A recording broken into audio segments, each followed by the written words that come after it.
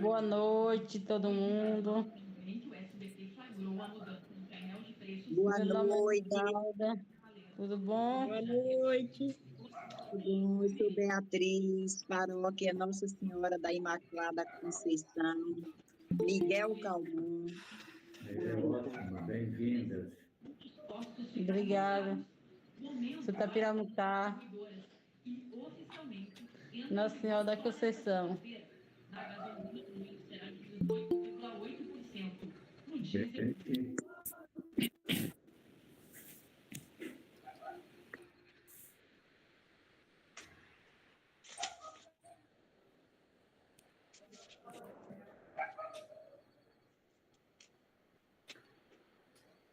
então, gente, enquanto todo mundo vem chegando, dando as boas-vindas para quem chegou, Ana, Clara, Beatriz, bem-vindo, Dom Estevão, prazer tê-lo em nós. Fran já foi cumprimentado, Frei Beto, Helene e Arlen, jovem lá de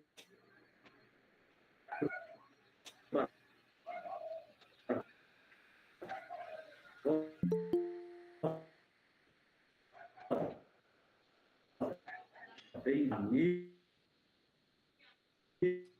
da Perto da BR, da Lapinha, Luciana. Boa noite, povo de Deus.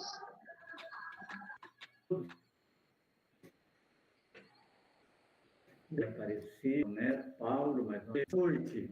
Então, todos bem-vindos. Bem-vindas essa noite. Padre Mário. Uma noite seja agradável e boa. Gente, estão me ouvindo?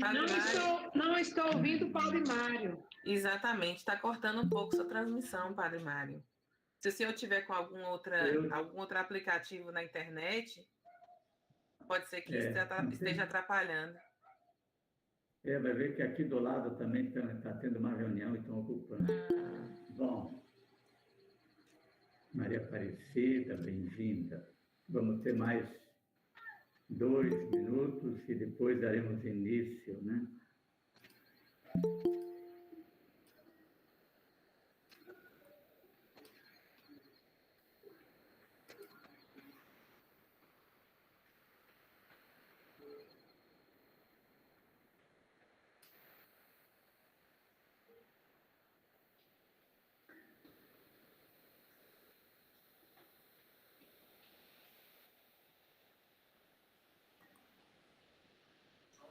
Bom,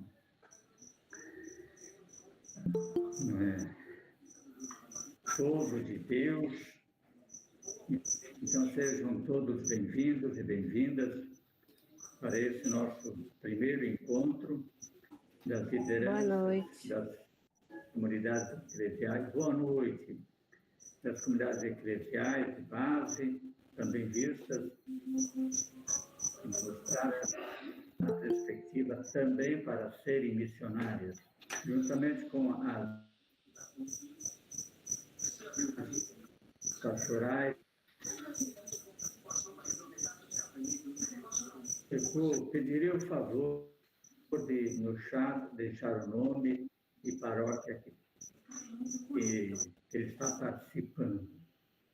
Então, mais uma vez, bem-vindos e bem-vindas, e vamos fazer a nossa oração, invocando a Trindade Santa, e por que não também a oração do Espírito Santo. Em nome do Pai, do Filho e do Espírito Santo. Vinde, Espírito Santo, enchei os corações dos vossos fiéis e acendei neles o fogo do vosso amor. Enviai, Senhor, o vosso Espírito e tudo será criado. E renovareis a face da terra. Oremos. Ó Deus, concedei-nos que no mesmo Espírito saibamos o que é reto, e alegremo-nos sempre com a sua consolação. Por Cristo nosso Senhor. Amém. Glória ao Pai, ao Filho e ao Espírito Santo, como era no princípio, agora e sempre. Amém. E peço para a Laís colocar expor o hino da campanha da fraternidade deste ano. Enquanto isso, também darei depois do hino, a palavra é com o nosso bispo, Dom Estevão.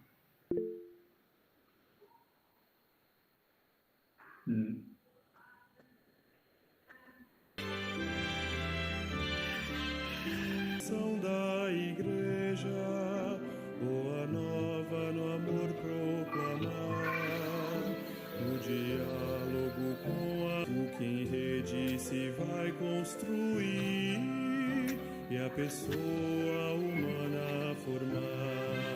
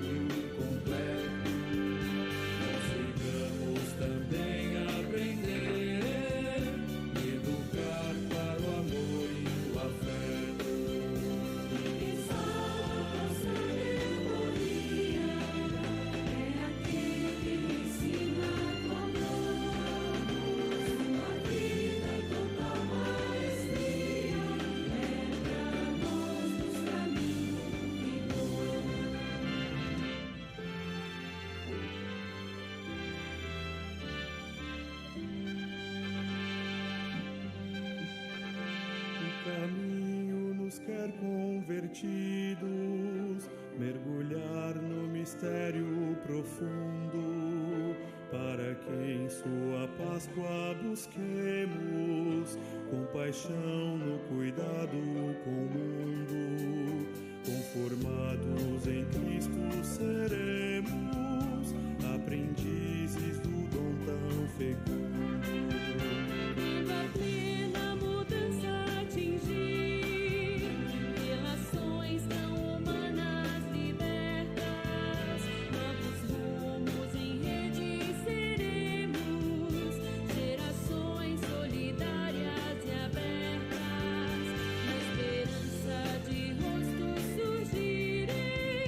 Assumindo missões tão complexas.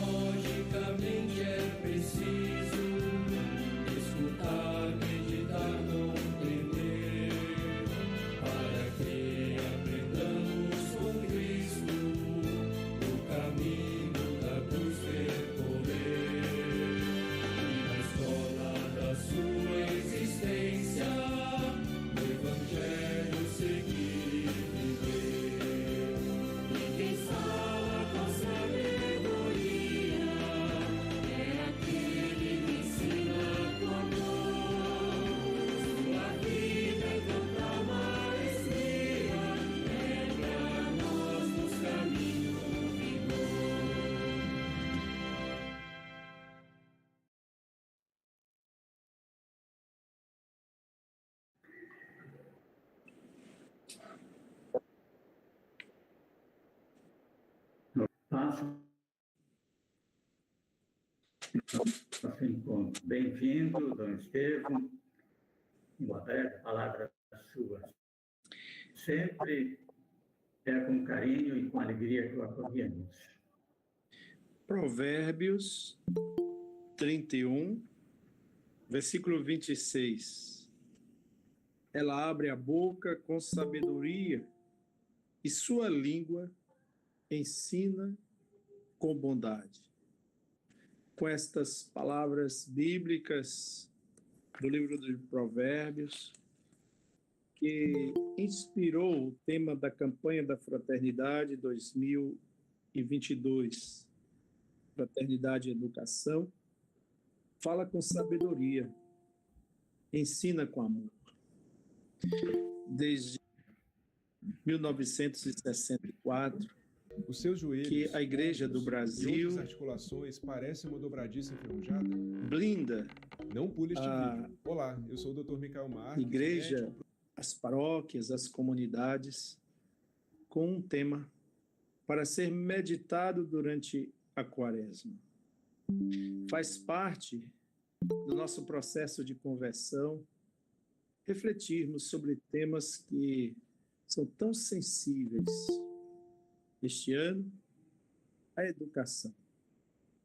Recordo-me que a primeira campanha da Fraternidade, do qual eu participei ainda muito jovem, adolescente ainda, em 1979, salvo engano, preserve o que é de todos.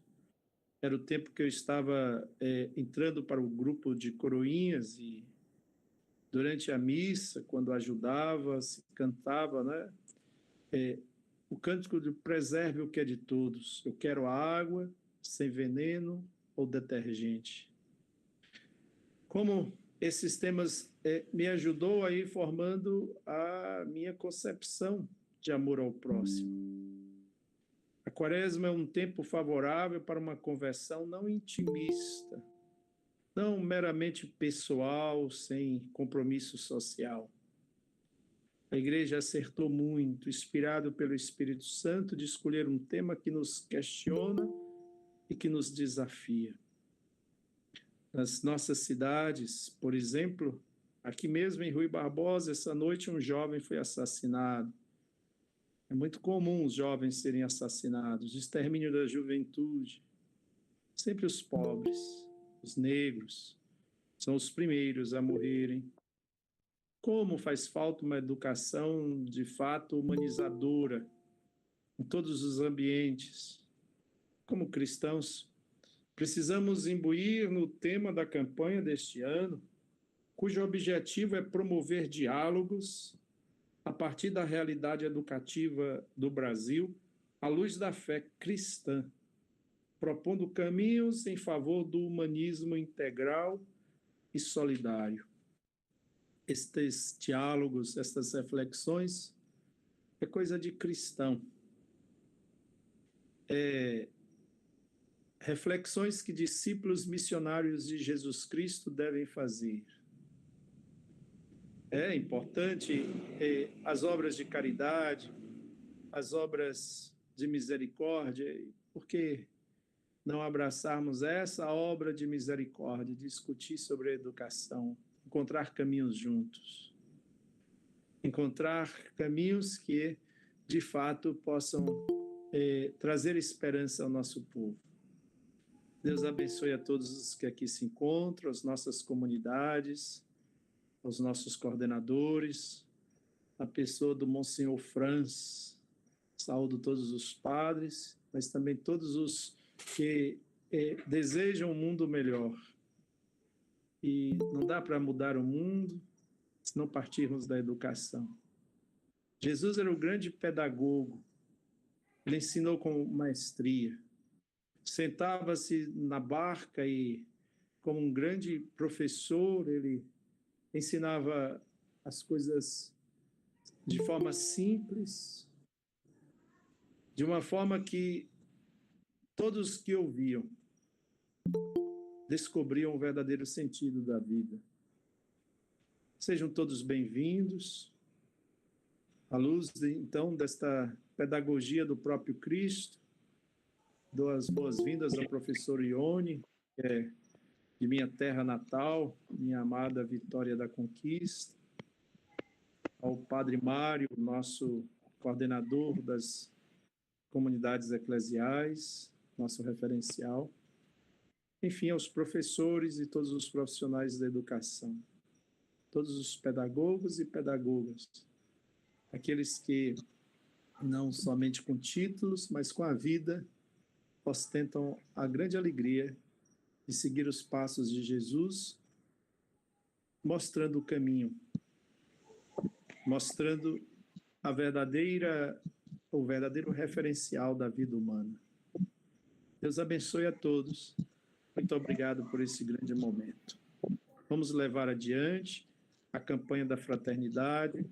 Desejo que chegue a todas as comunidades. Com sabedoria e ensina com amor. Boa noite. Obrigado, Dom Estevão. Uma boa noite. Solicito a gentileza de manter os microfones desligados. A Kátia levantou a mão, não sei se tem alguma coisa a dizer. Seja bem rápido. Senão, eu passo a palavra para a professora Ione, dizendo que a Igreja sempre se preocupou com a educação. Na vida e na missão da Igreja, a educação sempre esteve nesse horizonte. E agora, nesse tempo quaresmal, depois das palavras também de nosso bispo, alargar o espaço de nossa tenda é imperativo para abrirmos caminhos para uma educação que leve em conta o cuidado dialogal, as relações interpessoais, redescobertas motivações profundas novamente no ato de educar. E Jesus é a pessoa por excelência que soube falar com sabedoria, ensinar com amor e olhar um horizonte amplo também para aquilo que o Papa nos diz sobre o Pacto Educativo Global. Mas, necessariamente, aquilo que Dom Estevão acentuou, a educação passa necessariamente pela humanização das pessoas e uma sociedade mais inclusiva e respeitosa. Então, nesse sentido, esta noite, temos a alegria de ter presente a professora Ione dos Santos Rocha Cabral. É um prazer tê-la entre nós, é professora da Educação Básica, Técnica e Tecnológica do IFBA, Campus de Vitória da Conquista. Então, professora Ione, seja bem-vinda entre nós, é um prazer ter entre nós quem trabalha especificamente na área da educação para dizer como é bom trabalhar nesta área e ver o crescimento das pessoas, da juventude, de uma forma imprevisível, humana e, por que não, também espiritualmente. Bem-vinda, professora Ione, tem a palavra, são 20 horas e 18 minutos, tem ao mínimo 35, 40 minutos, dá para fazer uma boa conversa. A palavra é sua. Sim, sim. Boa noite a todos. Cumprimento Dom Estevão, bispo da Diocese de Rui Barbosa, Padre Mário, Padre Franz e toda a comunidade aqui presente. É uma alegria muito grande poder falar de educação na igreja, falar de educação fora da escola, já que a educação não se dá somente nas instituições de ensino, né? Mas ela é responsabilidade de todos nós e ela precisa ser cuidada, pensada e repensada a todo momento. Então, com muita alegria que eu venho hoje falar com vocês. A minha presença aqui foi por intermédio do diácono Luciano Santana, um grande amigo de muitos anos, e me identifico muito com essa temática pela minha profissão, mas pela minha forma, né, de conduzir a minha fé. Eu acredito que a gente precisa conduzir a nossa fé não somente na perspectiva da individualidade, mas também na perspectiva da dimensão comunitária, da vivência da nossa fé e daquilo que a igreja nos convida na quaresma, que é a oração, o jejum e a caridade. né, que a nossa oração não seja apenas uma retórica, um discurso, né, que a nossa oração não seja somente algo individual, fechado em si mesma, e a nossa caridade seja a vivência, né, da nossa oração na nossa vida diariamente, né, seja essa conexão de solidariedade com quem mais precisa, com as mazelas da nossa sociedade, ajudando, contribuindo para que essas mazelas possam ser dirimidas, né, ser diminuídas ou solucionadas. Então, eu inicio minha fala aqui convidando vocês todos a pensar na história da família de vocês, de cada um, dentro de sua realidade, e pensar qual foi o lugar da educação na história de nossas famílias. Se a gente olhar para trás, olhar para a história de nossos pais, qual foi o lugar da educação na história dos nossos pais, na vida de nossos pais? Se a gente olhar para a vida de nossos avós, qual foi o lugar da educação na vida de nossos avós? Especialmente nós, nordestinos, baianos, nós sabemos que a educação como um direito de todos, como um direito das crianças e dos jovens, é algo muito recente. Se nós olharmos para a nossa história, nós vamos perceber que, muito provavelmente, nossos pais são analfabetos ou semi-analfabetos, nossos avós foram analfabetos, e se a gente olhar para a história da nossa população brasileira e nordestina, sobretudo as mulheres, né? As mulheres, elas foram afetadas pela falta de acesso à educação, né? E existe um vídeo, eu não sei se eu tenho tempo, Padre Mário, eu preparei um vídeo para passar aqui, falando sobre essa realidade do acesso à educação na história, sobretudo de nós nordestinos, e é um videozinho de, acho que se não me engano, 6 ou 8 minutos, e eu gostaria de passar para que vocês vissem, porque à medida que a gente vai vendo esse vídeo, a gente vai se identificando, né? E a gente vai se reconhecendo na história e observando também nesse vídeo as consequências da falta do acesso à educação, sobretudo para as famílias pobres e principalmente para as mulheres dessas famílias. Então, peço a vocês que vejam atentamente para a gente dialogando depois sobre esse vídeo.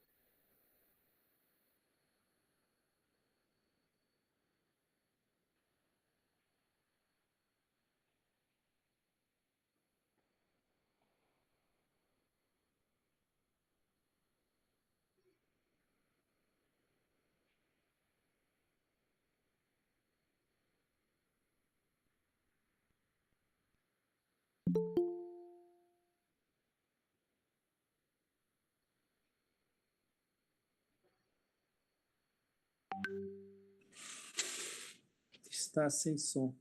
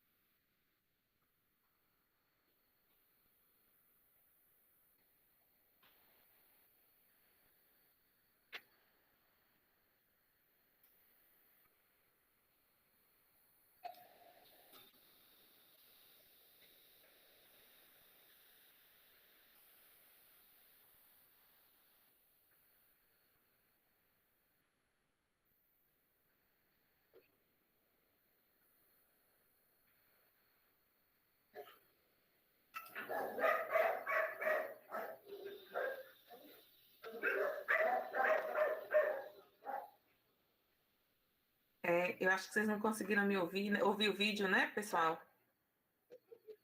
Eu vi aqui no chat que vocês estão sem som. Não tinha som não, Ione. Ah, tá. Então, eu vou fazer assim, no final eu vou deixar aqui o link para que vocês possam ver. Eu vou descrever o vídeo, então, para vocês. Tá bom? E aí eu deixo para que vocês possam ver depois com calma com a família. Bom, esse vídeo é um vídeo chamado Vida Maria. É um vídeo que foi muito premiado, foi produzido no Ceará. É um vídeo, uma animação, foi produzido baseado, como o nome já diz, na vida das Marias de uma mesma família, né? Maria de Fátima, Maria José, Maria de Lourdes, Maria Aparecida, e são mulheres que, geração após geração, elas lutaram, elas desejaram aprender a escrever e a ler, mas tiveram que abrir mão da escrita, da leitura, do estudo, da possibilidade de ler o mundo através das palavras, para ajudar a família que morava na roça, né? E conhece, né, Leonilson? Que bom que você conhece. E aí vai mostrando da forma como a falta de acesso à educação vai levando essas mulheres a reproduzir um ciclo de pobreza, um ciclo de dependência, um ciclo de isolamento ali dentro de uma cerca, de um pequeno mundo de dificuldades, né? Então, para a gente refletir sobre a importância do acesso à educação na nossa sociedade e para a gente pensar que essa realidade, né? Essa realidade ela não é tão distante de nós, já que na história mesmo do nosso estado, né? Do nosso país, do Nordeste, a educação como direito universal para crianças e jovens, por exemplo, é algo ainda recente, né? E aí o documento da CNBB, o texto base da campanha da fraternidade, vai dizer que é um processo que ainda está inconcluso. Nós estamos hoje diante de uma reforma do ensino médio.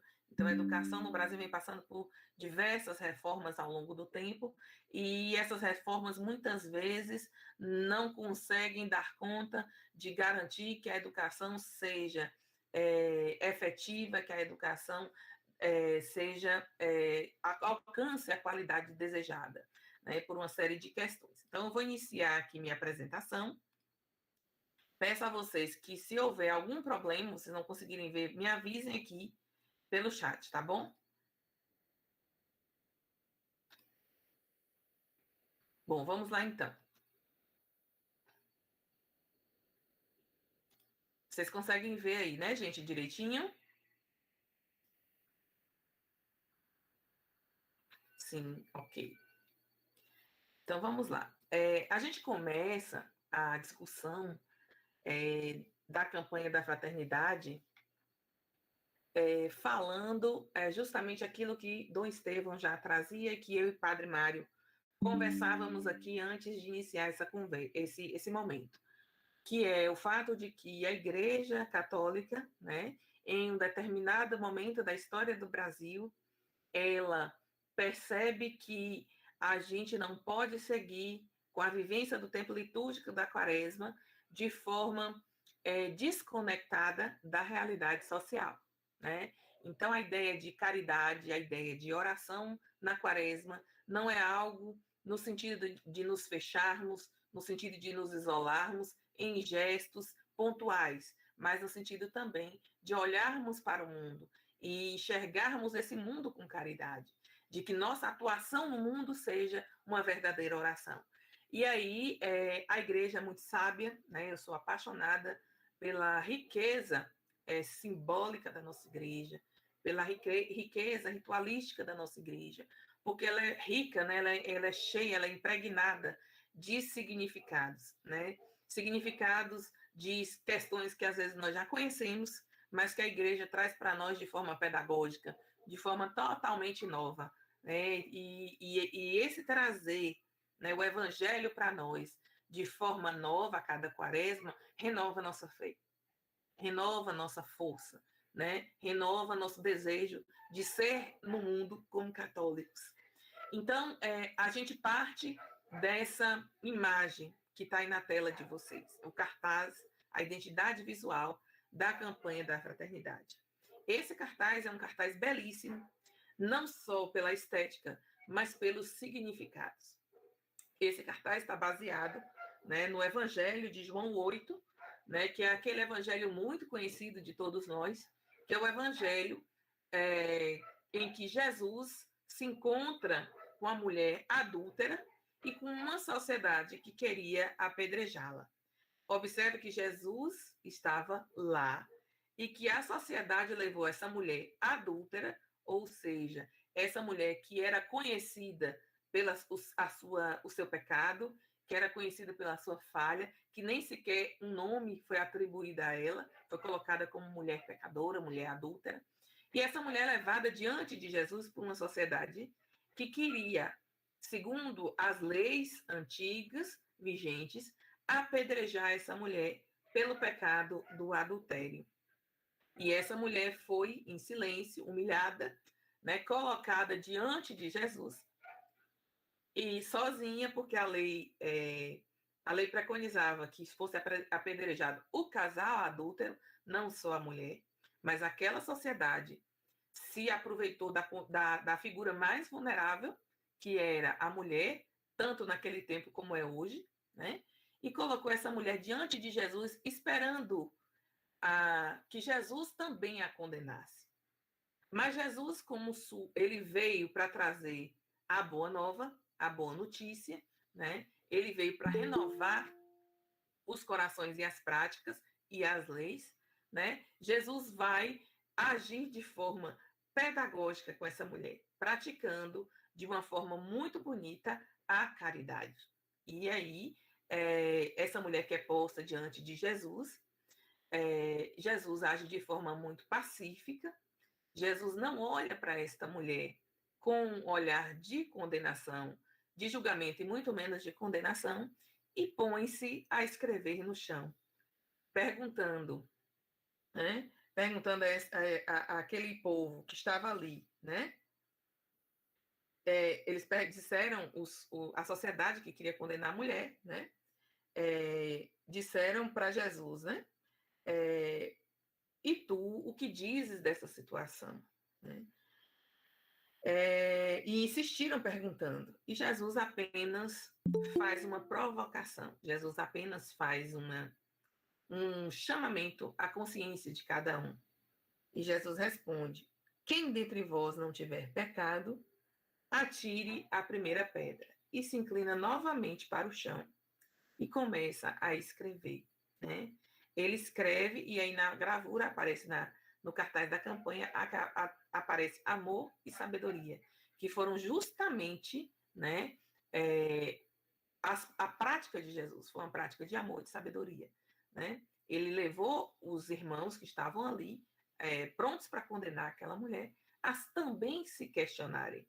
Né? Isso é sabedoria. Né? Sabedoria não é impor um conhecimento ou uma autoridade sobre alguém, mas também fazer com que as pessoas se questionem o que você está fazendo no mundo, qual é o seu papel no mundo.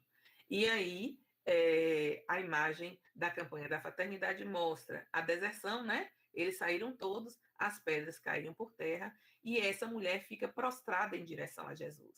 E Jesus, ao escrever no chão, se inclina para essa mulher em sinal de amor, em sinal de misericórdia, apontando para o seu coração. Né? Observe que a cabeça de Jesus, o pensar como Jesus pensou, está no centro do cartaz, indicando para nós que essa sim é a orientação. Pensar, agir, viver como Jesus foi, como Jesus viveu, como Jesus agiu. Observem também que o cartaz ele traz duas cores fortes, né? Uma cor verde do lado de Jesus, que indica esperança, né? A quaresma não é um tempo de tristeza, é um tempo de espera, mas uma espera de esperança, né? Da ressurreição, de esperança da mudança, de esperança do melhor. E do lado da mulher, a gente tem um tom de laranja, né? A gente tem um tom de laranja. E esse tom de laranja, ele é indicativo do desejo. As cores quentes são cores que indicam o desejo, a fome, o estímulo, a motivação, a busca de algo. Então, essa mulher, ela tinha fome e sede de justiça. Ela tinha fome e sede de Cristo, porque foi Cristo que praticou a justiça com ela, né? Então, é um cartaz muito bonito, né? Uma proposta belíssima da nossa igreja para a nossa contemplação, para exercitarmos o silêncio na quaresma, contemplando essa imagem. E ao fundo, né, a gente tem, né, sobreposto, e ao fundo a gente tem a cruz, né, que é o sacrifício de Cristo pela nossa salvação. O sacrifício de Cristo para que nós não sejamos ou não fôssemos apedrejados pelos nossos pecados, pelos nossos sofrimentos, pelos males que nós, enquanto sociedade, produzimos. Então, dando continuidade a isso, né, o tema da campanha da Fraternidade e Educação, traz o eixo central, que é a educação. E o lema, fala com sabedoria e ensina com amor. Ele está embasado no texto do livro de Provérbios 31. Nesse texto de Provérbios 31, o trecho onde foi tirada esta fala, que o próprio padre Dom Estevão leu aqui conosco, na oração, na abertura do evento, se refere à esposa ideal, né? Como uma esposa ideal deve ser, como uma esposa santa deve ser, né? E a gente precisa lembrar que, em alguns contextos bíblicos, a esposa significa a igreja, que é a esposa de Cristo. Então, essa igreja, né, tem que falar com sabedoria, ensinar com amor e acreditar na sabedoria e no amor para contribuir com as realidades da educação no Brasil. Então, assim como o Dom Estevão falou, porque eu falo Padre Estevão porque eu me lembro muito de quando Dom Estevão ainda era padre aqui na Diocese de Conquista. Então, assim como o Dom Estevão nos falou, e o Padre Mário também falou no início, não é de hoje que a Igreja Católica debate a educação, né? Os contextos históricos que nós vivemos, né, despertam nos nossos bispos, através da CNBB, o chamado para a reflexão, o chamado para o ver, antigamente era ver, julgar e agir, né, observar, interpretar e agir, tentar mudar, tentar transformar a nossa sociedade. E aí, no ano de 1982, a gente tinha um contexto ali do fim, né, caminhando para o final do regime militar, um regime que impôs, né, restrições na cultura, impôs restrições nas artes, impôs restrições à educação, né, censura a livros, censura a materiais, censura a propostas pedagógicas que eram baseadas na vida dos trabalhadores, que eram baseadas na reflexão sobre as desigualdades como pilares da alfabetização e da educação, né? Em 1982, a Igreja Católica já nos chama com o tema A Verdade Vos Libertará, o lema, desculpe, A Verdade Vos Libertará, e o tema Fraternidade e Educação, para discutir uma educação que nos conduza à verdade, uma educação que nos conduza ao conhecimento da nossa sociedade, uma educação que nos conduza à clareza sobre os fatos, né? E a gente sabe que até hoje, né, fatos ocorridos naquele período do regime militar ainda são obscuros, né? Tanto que até poucos anos atrás a gente tinha a chamada Comissão da Verdade, que ainda investigava crimes daquele período, envolvendo inclusive pessoas desaparecidas que até hoje suas famílias não tiveram o direito de sepultar. Para vocês terem uma ideia de como foi grave aquele momento, houveram até discos inteiros do Padre Zezinho, por exemplo, que foram censurados. Por quê? Porque o Padre Zezinho trazia, e traz até hoje, né, em suas letras, né, o questionamento das realidades, né? Por que uns têm tanto e outros têm pouco? Por que a gente não quer repartir? Né? Por que nossa sociedade é desigual? Por que quem trabalha não tem direito ao que produziu? Né? Então, esse foi um período muito difícil da nossa história e a igreja, compreendendo esse período, ela se lança ao desafio, ela enfrenta o desafio, trazendo a campanha da fraternidade como essa. Já no ano de 1998, né, a igreja nos convida também a discutir fraternidade e educação, né, No entanto, ela nos convida a discutir a fraternidade e a educação, entendendo quais eram os objetivos da educação, que a educação deveria servir à vida e à esperança, e não somente ao mercado. Nesse contexto de 1998, o que acontecia no Brasil, né? O que acontecia no Brasil? No ano de 1996, foi promulgada a Lei de Diretrizes e Bases da Educação, a famosa LDB, que criou o conceito de educação fundamental e ensino médio, educação fundamental e ensino médio, né, que antigamente era primeiro grau e segundo grau. E aí, essa lei, ela foi responsável pela chamada universalização do ensino da educação básica, da educação fundamental e do ensino médio. Mas, no entanto, essa universalização ela não foi produto da bondade dos políticos da época. Ela foi uma imposição das empresas transnacionais que tinham interesse de migrar para o território brasileiro para absorver uma mão de obra mais barata, que essa população tivesse um mínimo de formação para que pudesse ser inserida nesse mercado de trabalho, né? Mesmo que fosse para receber menos. E por que essas empresas tiveram poder de exigir isso do governo brasileiro?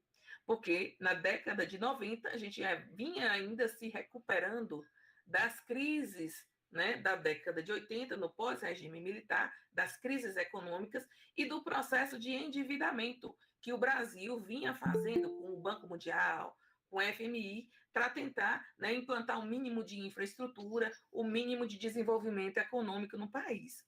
Nós tínhamos, nessa época também no Brasil, índices altíssimos de analfabetismo, destacando o Nordeste e a Bahia, com índices alarmantes de analfabetismo, né? E nós tínhamos também índices alarmantes de desemprego. Então, vem a nossa igreja e diz: a educação não deve servir ao mercado. A educação deve servir à vida e à esperança. A educação deve ser aquilo que liberta as pessoas da opressão e não que serve para que essas pessoas sejam cada vez mais exploradas. Eu era ainda jovem, adolescente na época dessa campanha, mas me lembro muito dessa discussão, né, da educação, da cultura de paz, né, e da educação que não fosse refém do mercado. Era bem essa expressão que era utilizada no texto base nos encontros de jovens que nós fazíamos. E, por fim, em 2022, nós temos aí o desafio da pandemia. Nós tivemos no Brasil mais de 5 milhões de crianças e jovens que ficaram um ano inteiro sem ir para a escola. Na Bahia, nós tivemos mais de 850 mil crianças e jovens sem acesso nenhuma à educação no ano de 2020. E entendendo o impacto disso na vida da sociedade, na vida dessas pessoas e a gravidade disso, nossa igreja nos convida a cuidar da educação. Falar com sabedoria e ensinar com amor é uma proposta de vamos cuidar da educação. Vamos dar atenção a essa educação que foi negada à maior parte dos nossos jovens e adolescentes devido ao inesperado, que foi a pandemia. E aí eu pergunto a vocês, o que é educação? Educação se resume a um bom português? Educação se resume a saber fazer muitas contas? Educação se resume a aprender a trabalhar? O que seria a educação? Vamos pensar, vamos refletir, nós, se eu consigo formular um conceito de educação na minha mente. A educação é um processo que envolve o ensino e a aprendizagem. E a gente ensina e aprende o tempo todo. Nós ensinamos e aprendemos na nossa casa, na nossa família, nós ensinamos e aprendemos no nosso trabalho, nós ensinamos e aprendemos nas comunidades, nos sindicatos, na paróquia, né? Então, a educação ela é inerente à nossa vida em sociedade, ela está ali presente nas diversas dimensões da nossa vida em sociedade. Então, educação envolve ensinar e aprender. É a troca entre ensinar e aprender.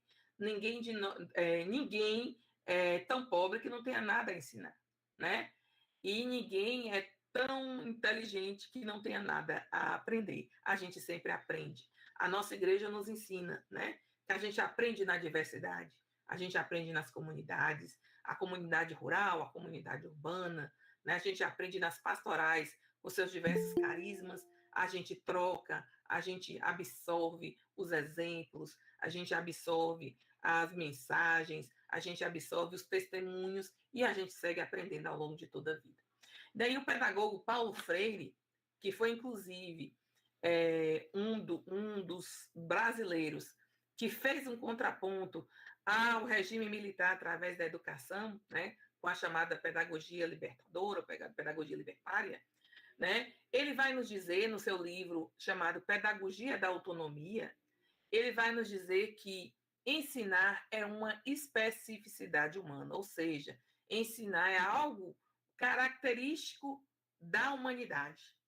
E ele vai dizer que a prática de ensinar é uma prática humanizadora. Ensinar e aprender são especificidades humanas e humanizadoras. Por que são humanizadoras? Porque a gente aprende a ler as palavras, mas a gente aprende também a ler o mundo, né? E para que a gente lê o mundo? Para que a gente lê o mundo? Para ouvir aquilo que a CNBB nos propõe no primeiro passo para a vivência da quaresma. Escutar o que a realidade nos fala. Escutar o que a dor do outro nos fala. Escutar o que a privação do irmão nos fala, né? Então, a educação envolve os processos, né, de aprender a conhecer, ou seja, de ter uma curiosidade saudável, um desejo saudável por mais conhecimento, né, para que esse conhecimento ilumine a nossa caminhada na Terra, né? Aprender a fazer, porque a educação também é aprender a trabalhar, aprender a escrever, aprender a falar, aprender, né, a conviver, o aprender a ser, ou seja, descobrir, né, os meus dons, descobrir o meu propósito, como esses dons podem ajudar a transformar a comunidade que eu vivo, a melhorar o nosso planeta e aprender a viver juntos, né? A famosa socialização, né? Quem tem criança em casa e agora na pandemia viveu esse aprender a viver juntos dentro de casa e como esse aprender e percebeu como esse aprender, a escola nos ajuda a aprender a viver juntos, porque a criança quando ela está na escola ela convive com outras crianças, né? Que vêm de diversos lugares, então ela consegue se desenvolver, ela desenrola sua fala, ela desenrola sua motricidade, ela desenrola, né, sua interpretação muito mais rapidamente por conta da importância de viver junto, da diversidade, de trocar com outras realidades. Mas no mundo atual, né, esse mundo que a gente vive hoje, 2022, existem questões que se impõem para essa educação, né? Questões que são postas e que a gente precisa pensar, e que, inclusive, o texto base da campanha da fraternidade traz algumas delas para a gente discutir. Né? Então, pensar, a educação ela tem o papel de pensar a questão da cidadania. O que é cidadania? Né? Cidadania não significa somente a gente ter e usufruir de direitos, né? Mas cidadania significa que a gente pode ajudar a construir os nossos direitos, né? Então, a cidadania ela está diretamente relacionada à nossa capacidade, à nossa disposição em participar das transformações da sociedade. A questão da virtualidade, né? O papel e a contribuição das tecnologias para a educação, e a gente vivenciou isso na pandemia. Se não temos as tecnologias, né? Como é que fica a educação? Então, muitas escolas adotaram o ensino remoto, mas será que o ensino remoto contemplou a realidade de todos? E aquele aluno que está na zona rural? E aquela criança que é indígena? Né? E aquele estudante que é quilombola? Será que as tecnologias chegaram a eles para que a educação também pudesse chegar? Então, não é só demonizar, né, as tecnologias, mas entender o papel da tecnologia agora como um instrumento, né, para a educação.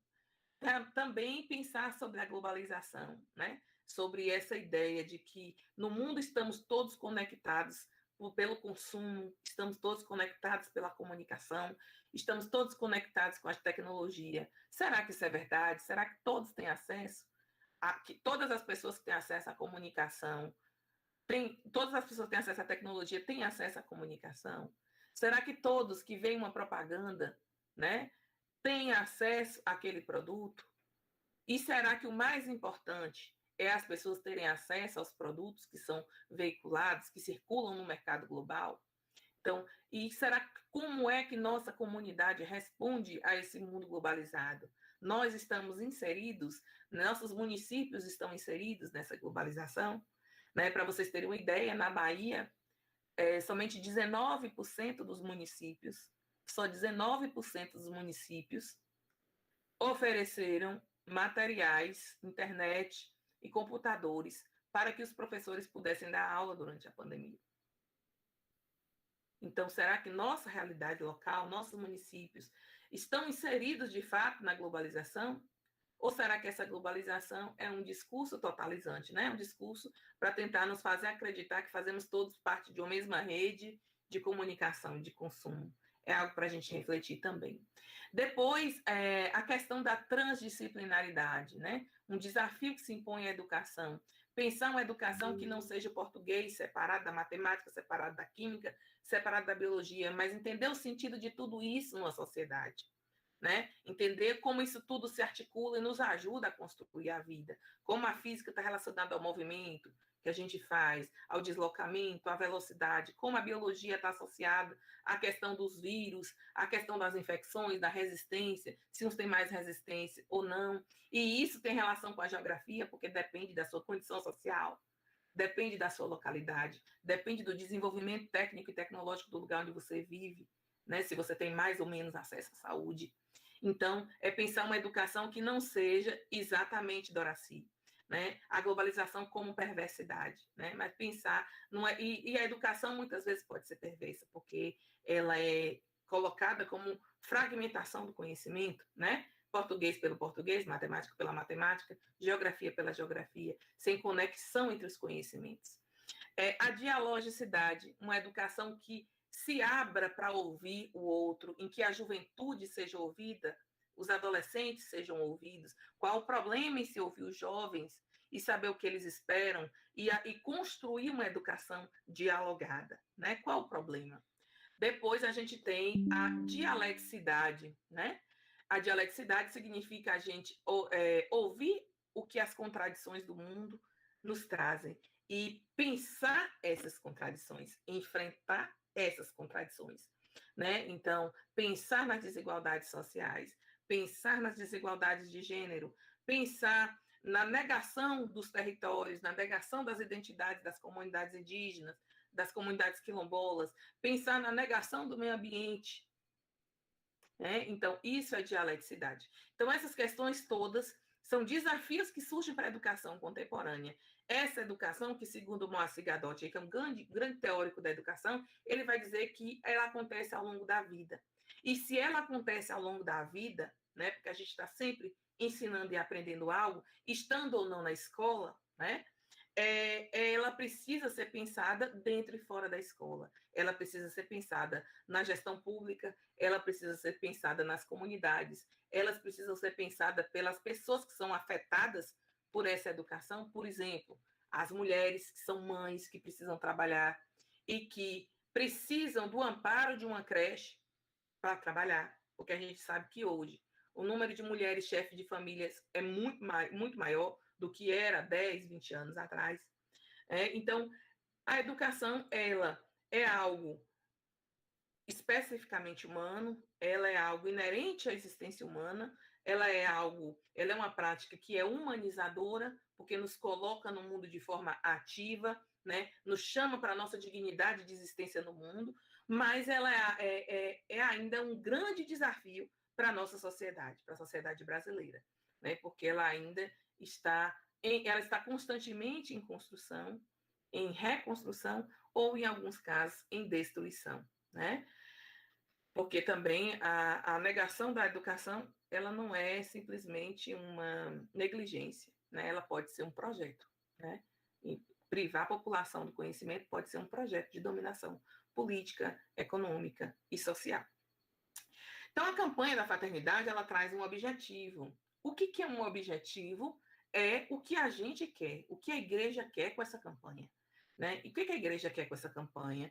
Promover o diálogo a partir da realidade do Brasil, das nossas comunidades locais, à luz da nossa fé, né? Com os princípios da nossa fé, da caridade, da solidariedade, da centralidade da pessoa humana, da simplicidade, do respeito às condições dos trabalhadores, né? E vai propor caminhos em favor de um humanismo integral e solidário, ou seja, de uma educação que dê conta de formar pessoas melhores e não somente de formar trabalhadores, de formar pessoas, de formar indivíduos para o mercado, de formar mão de obra para o mercado. Não é nem pessoa, né? É o mão de obra. A pessoa é reduzida ao que ela faz.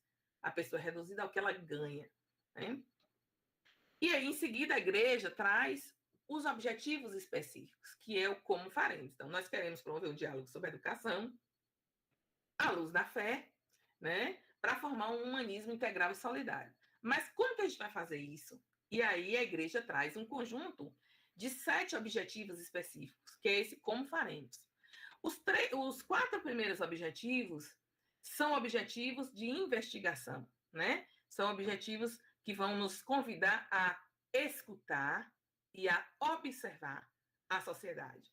Então, o primeiro objetivo, ele nos propõe analisar o contexto da educação atual e a cultura atual, quais os desafios potencializados pela pandemia. Então, a gente já vai olhar para a educação entendendo que houve uma pandemia, algo inesperado, né, que afetou negativamente a educação como um todo, da pré-escola, né, da educação infantil, até os cursos superiores, as universidades. Das escolas mais pobres, das comunidades rurais mais simples, até as escolas particulares. Todos sofreram impactos pela pandemia, né?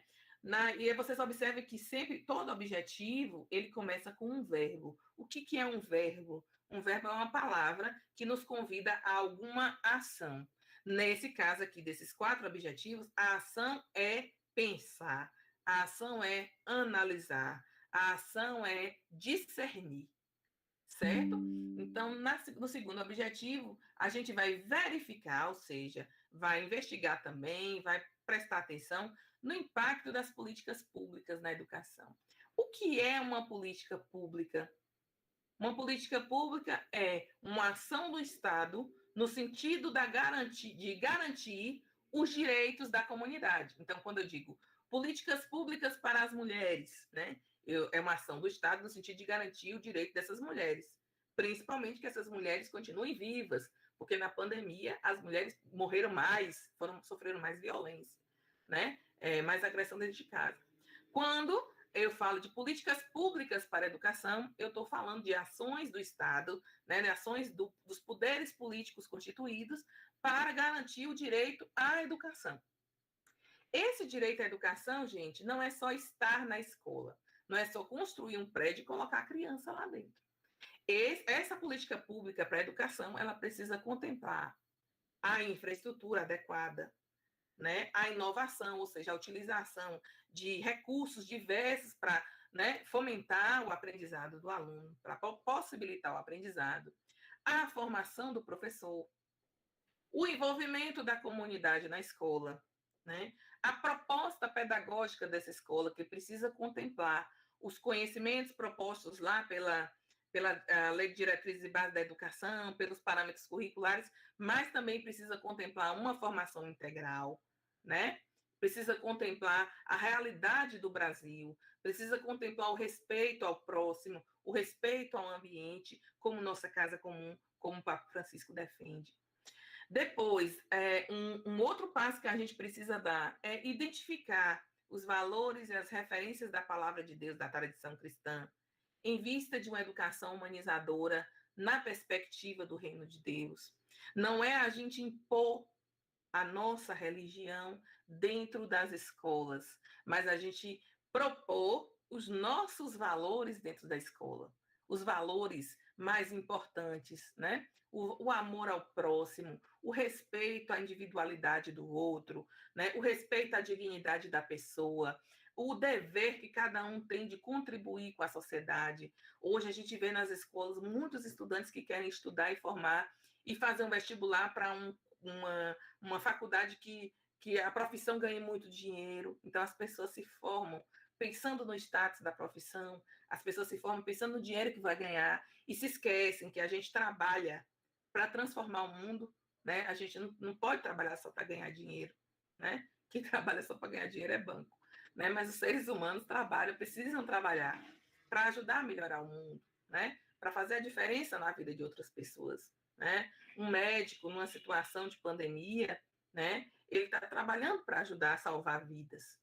Um engenheiro numa situação de guerra, por exemplo, ele está trabalhando para ajudar a recuperar uma comunidade que foi destruída depois de de uma situação muito triste. Então, as pessoas, os jovens, eles não podem sair da escola com a mentalidade de que eles querem ter tal profissão para ganhar bem, que eles querem ter tal profissão porque ganha melhor do que a profissão X ou Y, mas que querem ter tal profissão porque tem vocação, porque sentem-se atraídos pelo fazer e pelo transformar o mundo através daquela vocação. E, por fim, né, o quarto objetivo dessa página é pensar o papel da família, da comunidade de fé e da sociedade no processo educativo, colaborando com os educadores, com as instituições de ensino. A educação não é só responsabilidade dos professores. A família precisa acompanhar a vida escolar do seu filho, precisa se responsabilizar e ensinar o seu filho a ter responsabilidade pelas suas atividades, pelo seu aprendizado, estimular a busca do conhecimento em casa, ler um livro com o filho, ver um filme que traga uma mensagem interessante, que conte uma história interessante, discutir sobre esse filme, fazer a tarefa com o filho, né? Estimular a leitura, estimular atividades, ajudar o próximo, estimular a criança a observar o meio ambiente, a preservar o meio ambiente, né? Isso faz com que a família vá desempenhando um papel de parceiro da educação, de parceiro da escola. E que também a família precisa cuidar da escola e dos profissionais que lá atuam. Quando tem uma greve de professor, porque não está recebendo salário, quantos de nós dizemos, professor quer ganha dinheiro na moleza, fica lá só conversando, né? E ainda quer fazer greve. Quantos de nós reproduzimos esse discurso, né? Quando na prática a gente não quer nem imaginar o que seja estar numa sala de aula sentindo calor, né? Estar numa sala de aula muitas vezes sem estrutura nenhuma, com 40 crianças, filhos dos outros, cada uma vinda de uma realidade diferente que precisam aprender a mesma coisa. E aí você ter que lidar com essas realidades, ter que garantir o conhecimento desse aluno e ter que voltar para casa e ainda cuidar da sua família sozinho. É muito difícil. Então é importante que haja parceria da família com a escola e responsabilização da família, né? E aí, a segunda parte desse como faremos, desses objetivos específicos, nos convida à ação, né? Ao agir. Então, a gente sai do escutar, do discernir e vai para o agir. A gente escuta, né? Observa, entende como funciona e depois a gente propõe uma ação, a gente propõe uma mudança, uma intervenção, né? Quais são as propostas, né?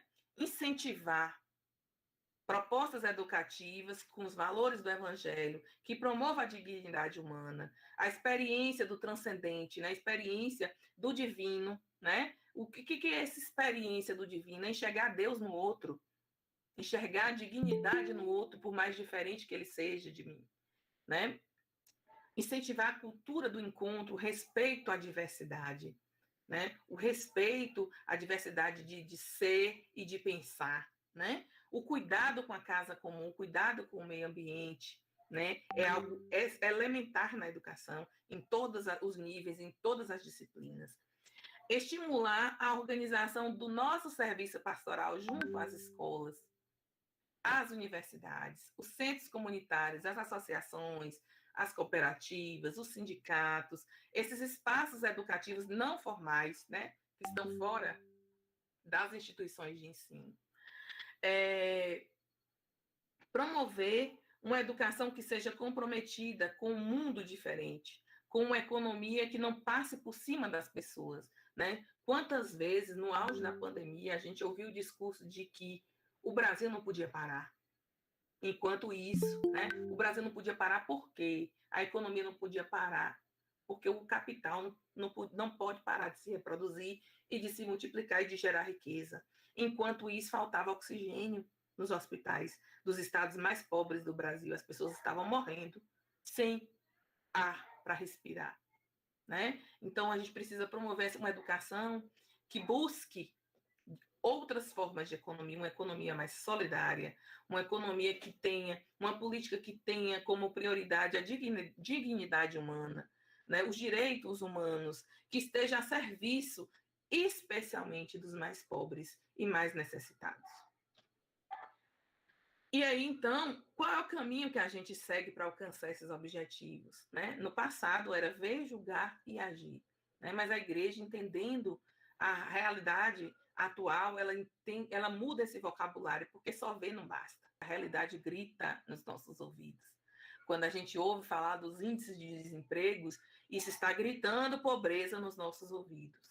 Quando a gente ouve falar do número de mortos por Covid, nos estados mais pobres e nas periferias, por falta de acesso à saúde ou por falta de possibilidade de se isolar e de usar equipamentos de proteção, isso grita pobreza nos nossos ouvidos, né? Então, escutar é se abrir para o mundo, né? Eu ouvi uma palestra muito interessante essa semana de um psicólogo chamado Éder, também professor do IFBA, e ele falava justamente isso: escutar não é só estar com o ouvido aberto, é estar com o coração aberto, para que o que entra por esse ouvido chegue no meu coração e me torne sensível à realidade e à dor do meu irmão. Que me torne sensível à realidade e à dor das pessoas que eu nem conheço, mas que a realidade está gritando no meu ouvido. Quando nós vemos agora essa situação da guerra na Ucrânia, sobretudo nós mulheres, né? Que nós vemos aquelas mulheres saindo da Ucrânia com seus filhos nas mãos, dos braços, e deixa sua família, sua casa, seu marido para trás sem saber se vai encontrar. Aquilo é muito doloroso. Então, é a dor de pessoas que eu nunca vi, que estão lá na Europa, né, do outro lado do oceano, que está gritando no meu ouvido e está chegando ao meu coração.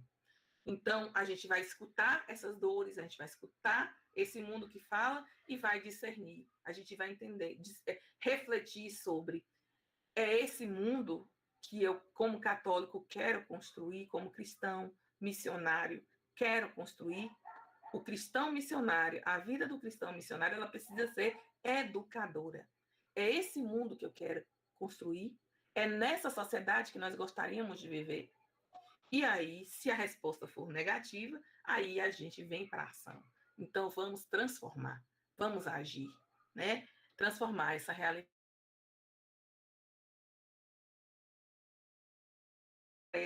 para a pedagogia da escuta, ouvir também a caridade, né? Porque quando tantas pessoas estão ansiosas, estão depressivas, porque elas não são ouvidas em suas dores, né? Quantas vezes nós mesmos católicos dizemos que a tristeza do outro, a depressão do outro é falta de Deus, é frescura, é preguiça de trabalhar. A gente vai se fechando para ouvir, a gente vai se fechando para a dor do irmão, né? É pensar que a realidade nos fala e ir de encontro a essa realidade, né? Desculpa, de encontro não, e ir ao encontro dessa realidade, ou se inserir nessa realidade, né? Como é que eu estou diante das pessoas que estão desempregadas? Como é que eu estou diante das pessoas que estão na pobreza? Como é que eu estou diante do racismo, do preconceito que tem se acentuado cada vez mais, né? E aí, escutar também é prestar atenção para não sermos confundidos. Nós vivemos na sociedade da informação. Nós somos bombardeados por informação o tempo todo, mas nem toda informação é conhecimento. Conhecimento é algo, né, que é feito à base, né, de estudo, de teoria, de validação, de testes, de comprovação, e a gente muitas vezes se deixa levar pela sobreposição da informação ao conhecimento, quando deveria ser o contrário, né? Quantas vezes, né, a gente, né, se deixa levar, por exemplo, pelas fake news que vem no nosso celular. e a gente não procura nem checar se é verdade. E a gente já coloca aquilo ali no grupo da nossa família, e aí aparece outra pessoa lá e diz, isso não é verdade não, e aí já vira uma briga porque eu me deixei levar por uma simples informação e não busquei o conhecimento, né? Então, a gente precisa lutar, a gente precisa observar, né, que formação humana nós temos e nós queremos através da educação na igreja e nas escolas, né? A gente precisa observar, a gente precisa buscar a fraternidade, a gente precisa buscar a amizade social, o respeito às diferenças, o respeito à diversidade, a pedagogia do diálogo, a capacidade de dialogar, que dialogar não é só falar, dialogar é principalmente ouvir. A escuta, depois o discernimento, né, que pressupõe, segundo a própria CNBB aqui no texto base, uma tomada de posição. Então, quando eu escuto alguém e eu faço discernimento daquilo que eu escutei, quando eu escuto o mundo e eu faço discernimento daquilo que eu escutei, eu assumo uma posição. E assumindo uma posição, né, eu estou me situando ali entre a escuta e a ação. Eu vou assumir uma posição para agir em seguida. E isso é também cultura do encontro. Nossa prática cristã é uma prática de discípulos missionários educadores, né? É uma prática, a prática cristã é uma prática de discernimento, né? Nós estamos nos deixando levar por qualquer coisa que nós ouvimos, nós estamos nos deixando levar por qualquer discurso que nós ouvimos. Ser cristão é reduzir-se a discursos moralistas. Ser cristão é reduzir-se a uma retórica, né, voltada somente para uma vivência da fé numa perspectiva individual ou para uma perspectiva de fé inserida no mundo missionário, né? E discernir também é enxergar horizontes, né? Olhar para uma educação que precisa ser integral, que precisa ser humanizadora, que precisa levar as pessoas a serem sensíveis umas às outras, e que é para todos e é responsabilidade de todos, da família às instituições de ensino. Pensar também a educação na fé. A CNBB nos convida este ano a dar centralidade à catequese, né? A catequese também é uma prática humanizadora da fé, né? Nós vamos ensinar a iniciar nossas crianças à vivência dos sacramentos e através, alimentadas por esses sacramentos, a ser no mundo de forma diferente, de forma renovada, ser luz no mundo. Pedagogia do diálogo, a gente precisa aprender a ouvir e a falar. A gente precisa aprender a se autoanalisar e criticar enquanto família, né? Enquanto instituição de ensino, escola, e enquanto política, né? Instituições do Estado, né? Será que a forma como nós estamos sendo governados hoje, né, está de acordo com essa pedagogia do diálogo? Será que a forma como nós estamos sendo atendidos pelas políticas públicas ou não atendidos está de acordo com essa pedagogia do encontro, que vai ao encontro da dor e da necessidade e da dignidade do irmão?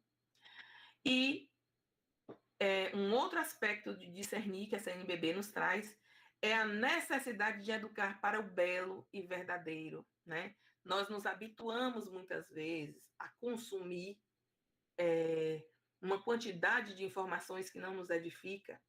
Agora, nesse período de pandemia, no período da guerra, né? Quantas notícias ruins nós recebemos por dia, né? E a gente vai se habituando e a gente vai naturalizando, né, a tragédia, naturalizando a dor, naturalizando o sofrimento, naturalizando a violência. A gente vai transformando isso, banalizando essas coisas que são graves e que estão totalmente contrárias aos valores cristãos, né? E a gente precisa educar e se educar para o belo e verdadeiro, né? Se educar para o belo e verdadeiro, ou seja, se educar para não aceitar isso como normal, para não aceitar isso como algo trivial, como algo banal, mas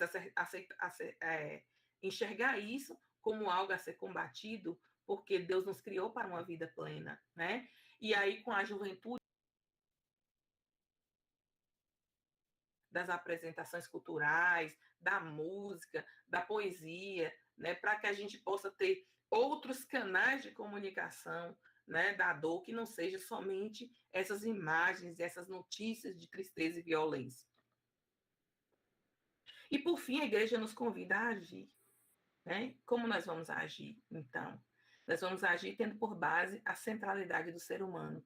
A educação, a economia, a política não deve ter como centro o dinheiro, o mercado, os interesses pessoais. Deve ter como centro a dignidade do ser humano, o direito que todos têm a ter uma vida digna e plena, né? Assim como Jesus disse, vim para que todos tenham vida plena. Né? É importante também a gente agir buscando atender a necessidade de que a educação seja integral, que não seja uma educação simplesmente para formar pessoas para trabalhar e que não consigam entender a sua realidade enquanto trabalhador e enquanto cidadão mundo. Né? É necessário a gente agir também no sentido de que as pessoas, os jovens, não formulem projetos de vida baseados somente no status social e no dinheiro, mas que formulem projetos de vida, desejos que contemplem a sua satisfação pessoal, mas o seu compromisso com o bem comum, o seu compromisso com a partilha dos seus dons em favor do outro, exatamente, Diane, uma educação transformadora. E, por fim, né, a igreja nos convida a iniciar processo, a dar o primeiro passo, a fazer, né, atitudes que, ainda que sejam pequenas, movimentos ainda que sejam simples, mas buscar uma nova realidade, dar passos. Essa expressão mobilizar a sociedade, as instituições, inclusive as igrejas, né? E aí o Papa Francisco é um defensor do diálogo interreligioso, né? Que nós possamos dialogar enquanto sociedade de forma solidária para buscar uma educação melhor, uma educação que ajude a libertar as pessoas desses problemas, né? Da pobreza, da falta de políticas públicas, né? Do individualismo, das determinações, das imposições mercadológicas, né? De uma educação que seja solidária. Esse pacto foi lançado no ano de 2020 no Vaticano, né? Em outubro de 2020. Então, no auge da pandemia, vem com uma preocupação do Papa Francisco. O que a gente vai fazer com esses jovens todos fora da escola, né? O que a gente vai fazer para ajudar esses jovens, essas crianças? E o Pacto Educativo Global, ele nos chama para alguns compromissos. Quais são os compromissos? Né? Aquilo que a CNBB já reiterava e que eu já falei para vocês. Colocar a pessoa no centro e não o dinheiro, e não o mercado. Né? Ouvir os jovens, ouvir as gerações mais novas, né? O que vocês desejam, que mundo vocês querem construir. Né? É importante ouvir os jovens, né? Para que eles possam contribuir, né? Na construção da própria educação, né? Promover a mulher, né? Já que nos países pobres, né? Nas áreas rurais, as mulheres são muito privadas da educação, né? Responsabilizar a família não pode entregar o filho na escola e se eximir da responsabilidade sobre municípios, nem Conselho Municipal de Educação não tem, ou tem Conselho Municipal de Educação, que é formado pela, né, pessoas designadas, né, por grupos políticos, e não segmentos da sociedade enquanto representação. Né? Se abrir a acolhida, né, acolher, né, ter o coração aberto, ter os braços abertos, a diversidade das pessoas, a diversidade dos dons, a diversidade do ser no mundo, das dificuldades, dos sofrimentos, ouvir e acolher. O papel da igreja é acolher. Renovar a economia e a política, estimular os nossos jovens a pensar novas formas de sociedade que não priorizem somente o lucro, que não priorizem somente o consumo em detrimento do meio ambiente, que não priorizem só o lucro em detrimento da vida das pessoas. Vocês viram ano passado, na CPI aí da Covid, o que aconteceu com o plano, o que um plano de saúde foi capaz de fazer com a vida dos idosos? Simplesmente para abreviar a vida daquelas pessoas, para que o leito fosse desocupado, para poder absorver mais outra pessoa e receber mais dinheiro. E, por fim, cuidar da casa comum, cuidar do nosso planeta também é educar, né? Cuidar do nosso planeta também é educar. E aí, eu dupliquei aqui. Para finalizar, né? Eu não vou fazer uma conclusão, porque a educação ela não está concluída, a educação é algo que acontece ao longo da vida e ao longo da história, mas eu vou convidar todos vocês a iniciar processos a partir de alguns questionamentos que eu deixo aqui. Né? Quais são os questionamentos, quais são as provocações que eu faço agora para a nossa comunidade de fé, para nós enquanto cristãos, missionários, educadores? Nós defendemos a educação como direito. Os filhos estejam estudando na escola particular porque é cara, porque está no meio dos ricos.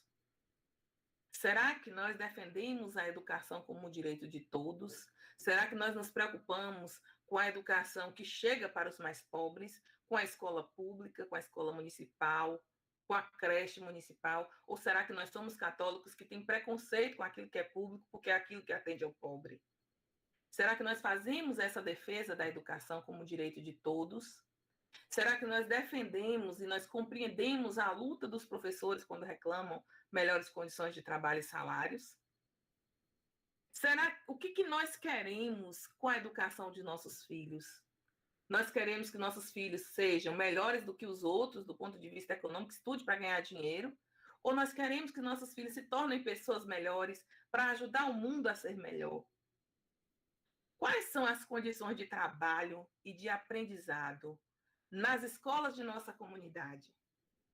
Nós já entramos, nós já vimos as condições de nossas escolas, que nossas crianças estudam, nós já vimos as condições que nossos professores trabalham, nós já agimos em favor disso. Nós participamos e nós estimulamos a vida escolar de nossos filhos, ou a gente fica reclamando que a professora está mandando tarefa demais e quem ganha para ensinar é ela?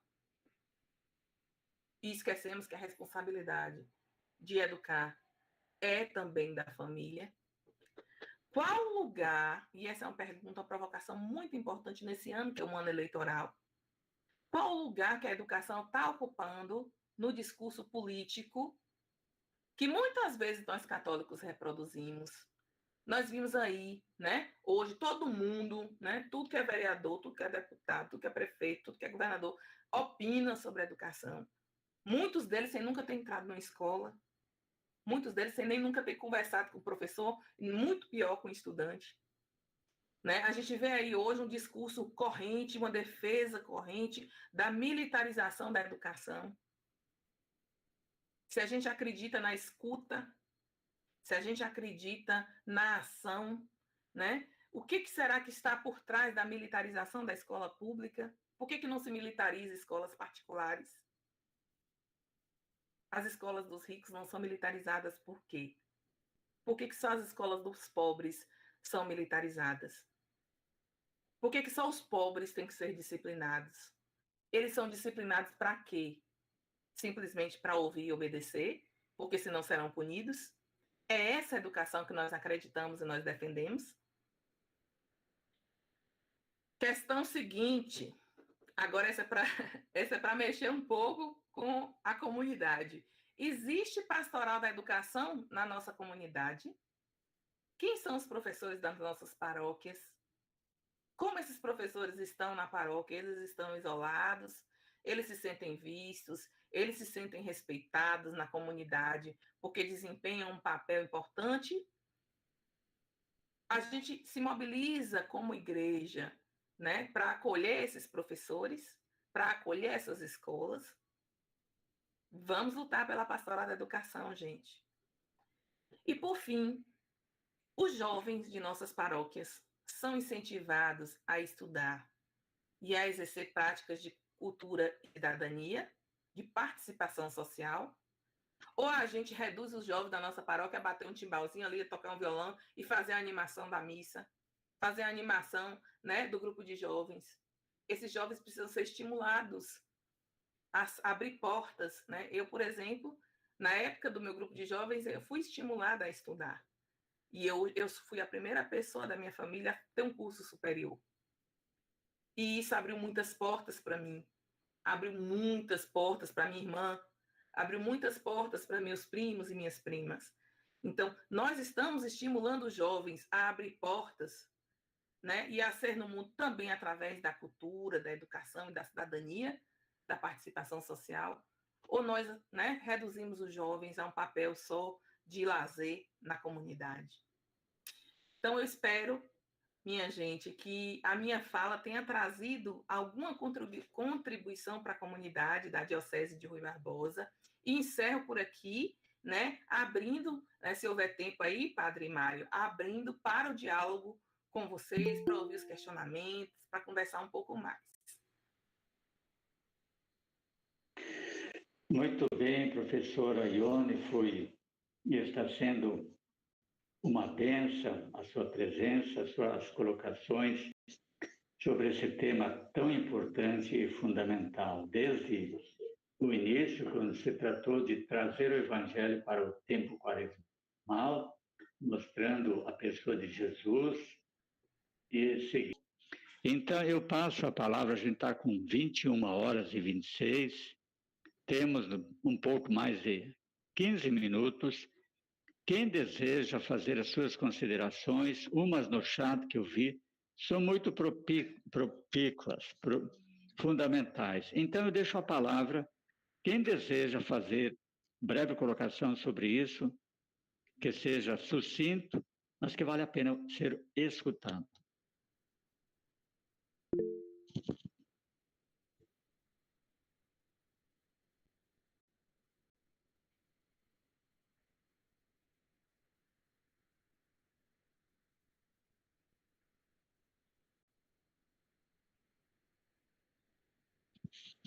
Bom, dado o silêncio, eu acho que o material que a professora Ione expôs, a gente pediria o favor de nos enviar, porque creio que há muitas pessoas que desejam tê-lo, porque a última apresentação, sobretudo do agir, é pertinente e fundamental, colocar no centro a pessoa de cada que entra no processo educativo.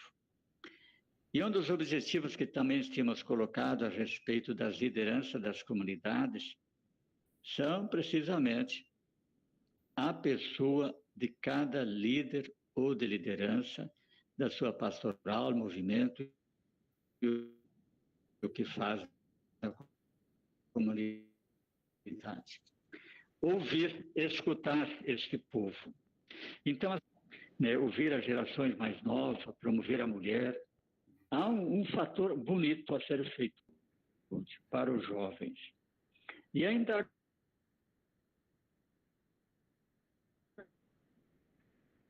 os professores ou as professoras estão sendo escutados.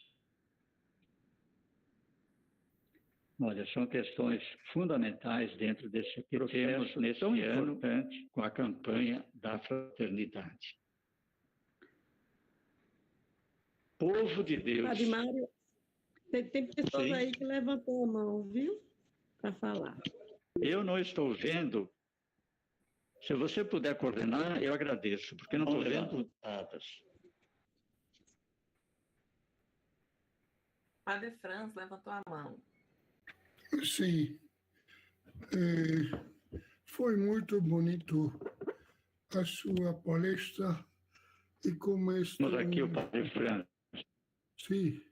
Estou falando agora... Estamos ouvindo, Padre. Como estou do tempo de Paulo Freire, que mesmo traduziu os escritos de Paulo Freire na minha língua, concordo plenamente com você. Só que tem uma coisa principal que não foi muito tocado na campanha da fraternidade no texto. Uma educação de qualidade para com todos. Não existe, gente. Eu estou trabalhando com pessoas com necessidades educacionais especiais. Então, o ANEC, que é a cúpula da Igreja Católica para a Educação, não contempla esses alunos pela educação. Nada. Isso faz 5 anos atrás. Agora, como eu estou vivendo no interior da Bahia, conheço o sofrimento dessas crianças, desses alunos surdos, cegos, com deficiência cognitiva, autistas, que estão totalmente excluídos da escola. Foram banidos, mesmo que a lei não permite. A realidade é que foram inscritos, muitos foram inscritos nas escolas, aparecem nas estatísticas, mas não estão na escola. Agora, a minha preocupação é isso. No texto da campanha da fraternidade, tem algumas pequenas linhas sobre essa categoria. Sobre, por exemplo, 131, fala que os desafios para os surdos e os cegos. E os outros? Nem foram mencionados. Tem 4 ou 5 passagens neste texto sobre pessoas com deficiência, e o texto coloca muito claro que a educação deve ser garantida para os mais vulneráveis, não é? Aparece muitas vezes nesse texto, mas na realidade não acontece.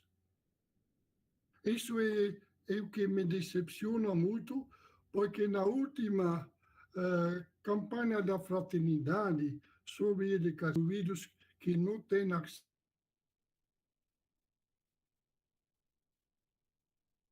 na minha opinião, aqui no interior da Bahia. Nos outros lugares eu não sei, mas aqui simplesmente foram expulsos.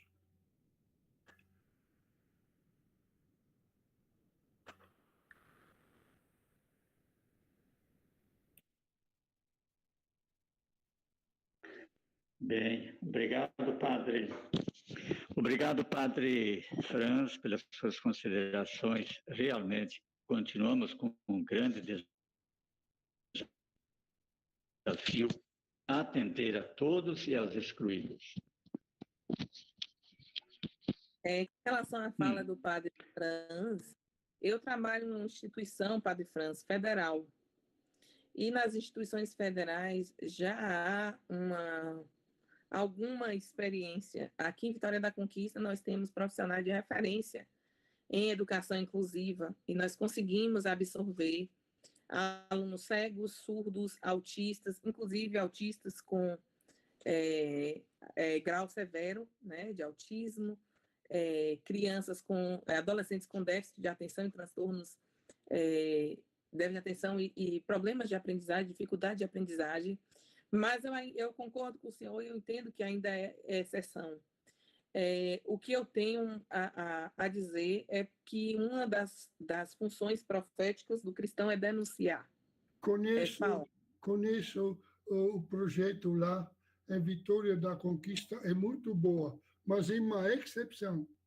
Aqui você pode passar pelos todos como dizer, as prefeituras da nossa diocese, nenhuma diocese atende de verdade as pessoas com limitações.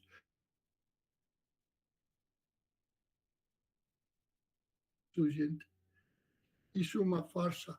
E acá é a famosa sala de recursos é uma farsa. Tem nada nessa sala. É a lata do lixo. Colocam surdos, cegos, todo mundo lá junto. E os alunos não querem ficar nessas salas. Vão embora. Isso é a realidade nossa. E as professoras não têm preparação nenhuma para isso. Nenhuma. Mas se viram. E estou aplaudindo essas professoras que, sem formação, assumem essas crianças. Porque a senhora sabe, uma criança com autismo não é fácil. Não é fácil. Disturba tudo. Agora, nós somos a favor das escolas especiais e também outras soluções.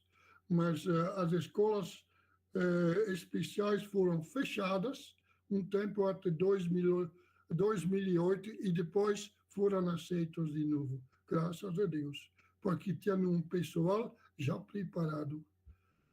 E a integração dos surdos deve ser numa escola para surdos, porque aprendem a língua brasileira dos sinais junto com outros surdos, e não com ouvintes. Isso não tem sentido. Colocar um surdo no meio dos ouvintes com uma intérprete não funciona, gente. Não funciona. Tem que ter um PDI, Plano de Desenvolvimento Individual para cada aluno.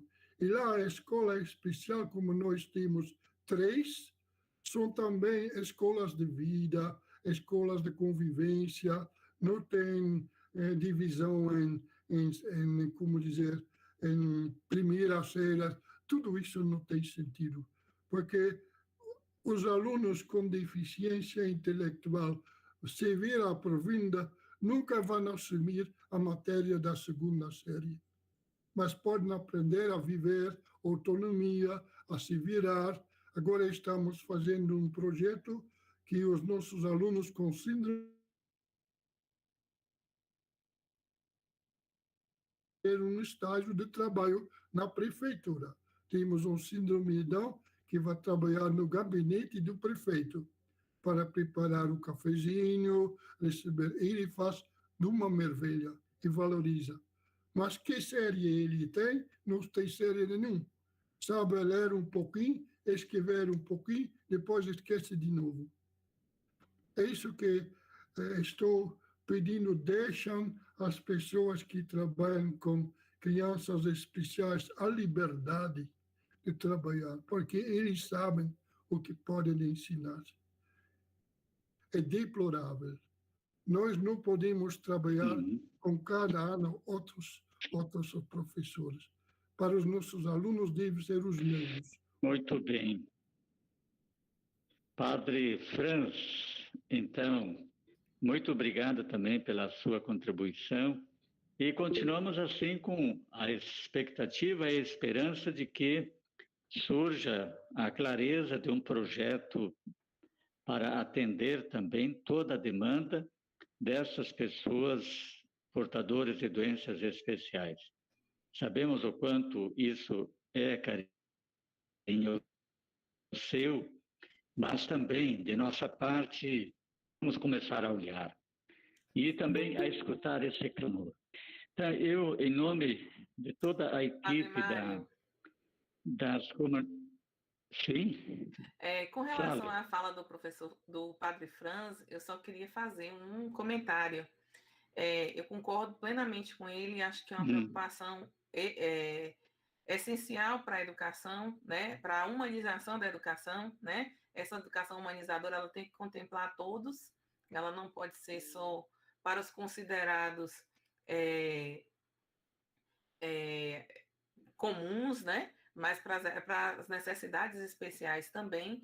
E a minha sugestão é que a paróquia, né? As paróquias se organizem, peçam, se houver essas crianças na paróquia, procure saber quais são as condições e solicitem nas câmaras de vereadores sessões temáticas para debater a educação inclusiva, né? Existe também o Ministério Público que intervém. Já fizemos isso, mas é uma sugestão muito boa, se manifestar para fora. Ótimo, vamos retomar também isto. E tem mais alguém que deseja ainda falar, tomar a palavra?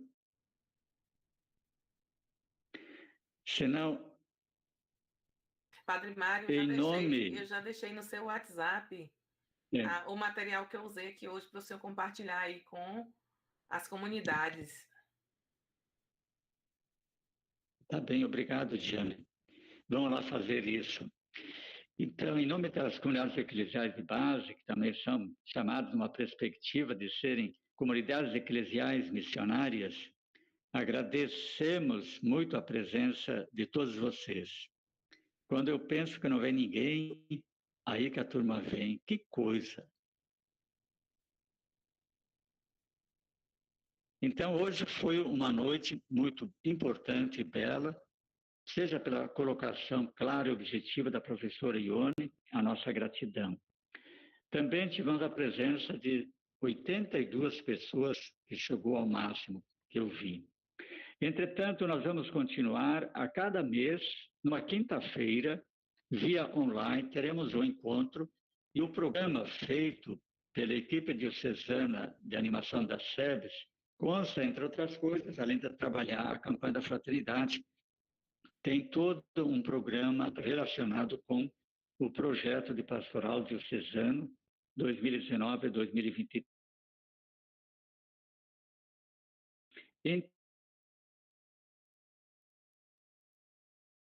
Obrigado pela presença de todos vocês.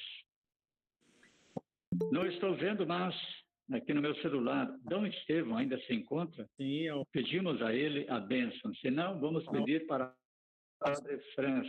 Isso aí. Estou ao vivo e a cores, né? Muito grato aí a professora, a minha conterrânea, professora Ivone. Eu assisti a sua ordenação, viu, Dom Estevão? De padre, não é? Foi, de padre. Mas você foi daquelas garotas que dançaram na minha ordenação? Não, eu sou filha de um conhecido seu, José Mãozinha. Olha só, né? Que coisa boa. Então, muito obrigado, lembranças Zé Mãozinha. Né? Obrigada. Eu creio que foi muito pertinente todas essas colocações. Né? O texto base é possível baixar pela internet. Vou estar enviando também para Padre Mário alguns slides que podem ser compartilhados também nas comunidades, nas paróquias, que é um resumo também desse texto base. Creio que essa colaboração da professora Ione nos impulsiona a continuarmos gerando diálogos. Né? Tem os encontros, as reuniões, os círculos bíblicos, motivadores da área.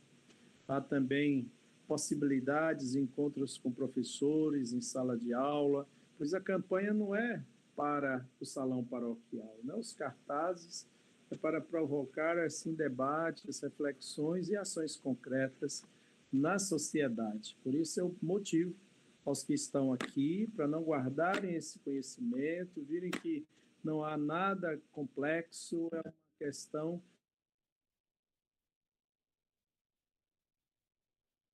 indicações belíssimas, há muitas possibilidades, né, quando nos encontramos, né, como foi recordado aí sobre leis que